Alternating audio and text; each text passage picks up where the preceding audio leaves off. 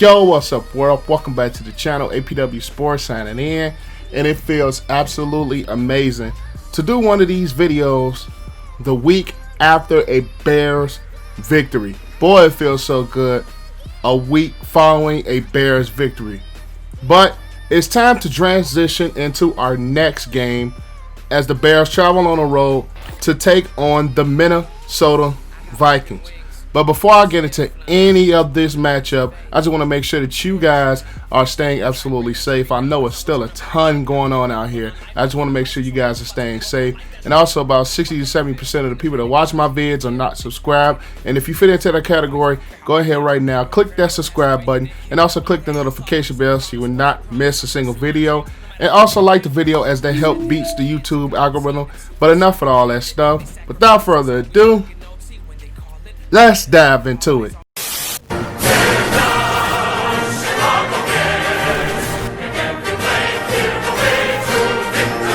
Let's start this video talking about our opponents, the Minnesota Vikings, who come into this game with a 6-7 record equal with the Chicago Bears, but they hold a tiebreaker due to their win earlier this season against us. But the Vikings come into this game off of a bad loss against the Tampa Bay Buccaneers, where their kicker Dan Bailey missed 3 field goals and also an extra point that could have really helped them pull off the game against the Tampa Bay Buccaneers, a game that the Minnesota Vikings really needed to stay ahead in the NFC North playoff race and also stay ahead of the Bears instead of being tied as we speak right now. The Minnesota Vikings come into this game with the 7th ranked offense in the NFL, led by the rushing attack of Dalvin Cook, who leads the league with 14 touchdowns on the ground.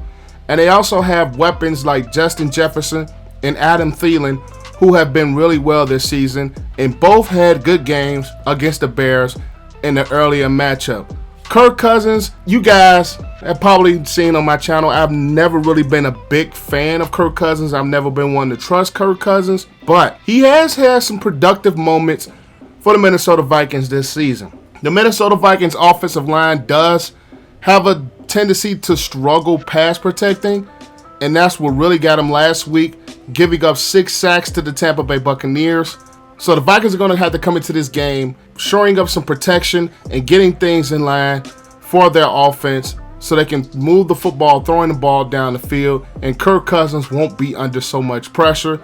I've been a fan of Justin Jefferson. I love the way he plays, and he's up there in the discussion for Rookie of the Year with the season that he's having. And you also have Adam Thielen, who I think is one of the better receivers in the NFL. And of course, Dalvin Cook, who has turned himself into one of the best multi-purpose backs in the NFL with the things he can do, not only running the football, but he can also do some things receiving as well. The Vikings offense is a very good offense. It just has some sporadic moments because of the inconsistent play of Kirk Cousins. But overall, this Vikings offense is a really solid offense. But we switch things over to the Vikings on the defensive side of the ball, where they have not been their usual selves. We're so used to this Vikings team being able to rush the passer. We're so used to this Vikings team creating a lot of turnovers.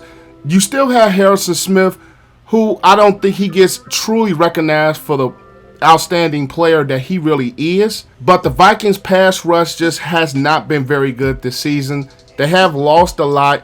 And even in the earlier contest against the Bears, they brought a lot of blitzes to really get after the quarterback. They didn't really have a lot of things that they had with just rushing their front four. So getting after the passer is something that the Vikings are going to have to do better in this game, besides bringing that third down blitz that the Bears tend to struggle with in that last contest. Harrison Smith, like I said, I think he's one of the better safeties in the NFL, and I just don't think he gets the recognition that he deserves for being such a great player that he is. Eric Kendricks, who's having a really good season at the linebacker spot for the Minnesota Vikings. He's the leader of that defense. He calls the shots, and he's been making plays all over the field, diving for interceptions, getting key tackles and strip fumbles. So those two, Harrison Smith and Eric Kendricks, has been really, really key for this Vikings defense this season. Now let's transition over to the Chicago Bears, who come off a 36-7 victory over the Houston Texans last week, ending a 6-game losing streak. Now, one of the things that we can take away from this ball game is that the defense has finally gotten to the quarterback with 7 sacks of Deshaun Watson last week. Created some turnovers, which we haven't been doing as of late. In the offense, got some rhythm going in the passing game and also the running game. Mitch Trubisky's coming off, I think, his best game of the season.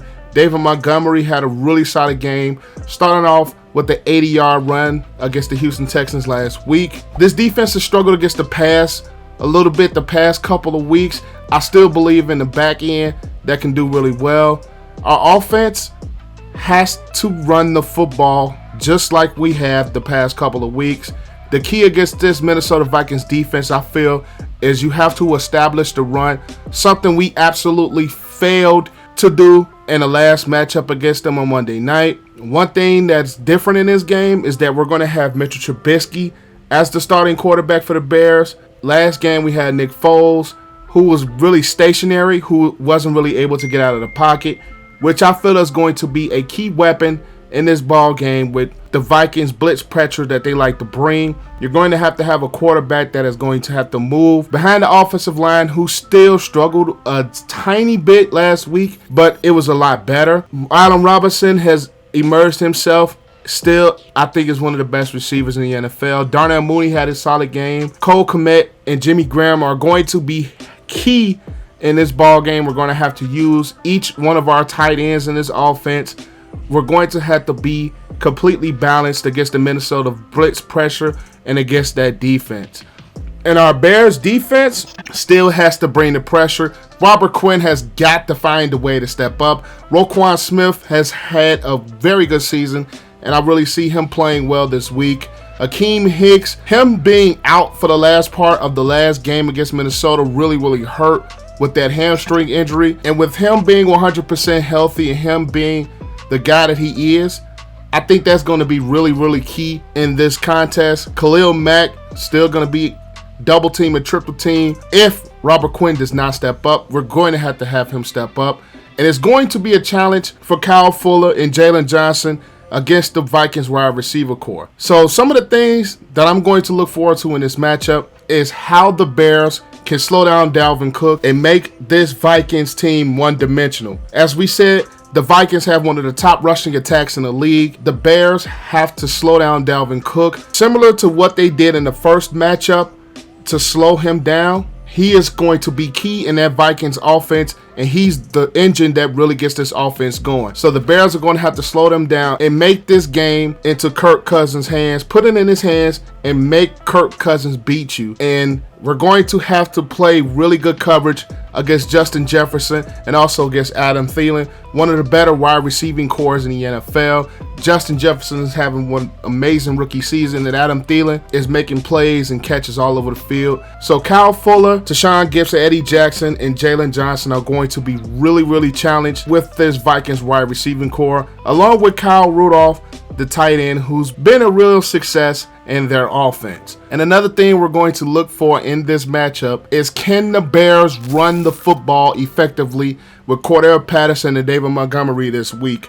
We're going to have each of those guys show up and run the football very well to slow down that Vikings blitz package on third down. They brought it on every third down in the first matchup, and the Bears really struggled to pick that up because the running game did not have much success. So we're going to have the running game of the Chicago Bears have absolute good success, sustain drives, and not be so pass happy against the Vikings blitz pressure on third down. The key is to make those third downs into very short third downs, so a lot of your playbook is still open. So going into this contest, we're going to have a good running game, and the Bears are going to have to find a way to make the Vikings offense one-dimensional and put it into Kirk Cousins' hands. But my pick for this contest is, I have the Bears winning this game 21-17. I do not believe that Dalvin Cook is going to take off against this Bears defense, who comes in with a point to prove, who comes in coming off of one of their best games of this season. And I feel that Kirk Cousins, I don't believe, can do just enough to beat the Bears this time around. I feel the Bears have learned some things throughout the course of their losing streak, And I also feel that the Bears are going to be a bit more committed to the running game, which has been very successful the past 2 to 3 weeks. And I really think they're going to commit more to the running game this week to slow down the Vikings blitz pressure on third down. So in this contest, I have the Bears winning 21-17 on the road. But that is all I have for you guys today. Be sure to leave this video a like so we can help beat the YouTube algorithm. Comment your thoughts down below of what you think can happen in this contest, things that you are looking forward to. I really would love to see what you guys think in the comment section down below. And also click that subscribe button, as 60 to 70% of the people that watch my videos are not subscribed. And if you gotten to this point, go ahead right now, click that subscribe button and click the notification bell so you will not miss a video. But that's all I've got. APW Sports signing out. Make sure you guys stay safe. Have a great and excellent day, and I'll see you guys in the next video. Peace.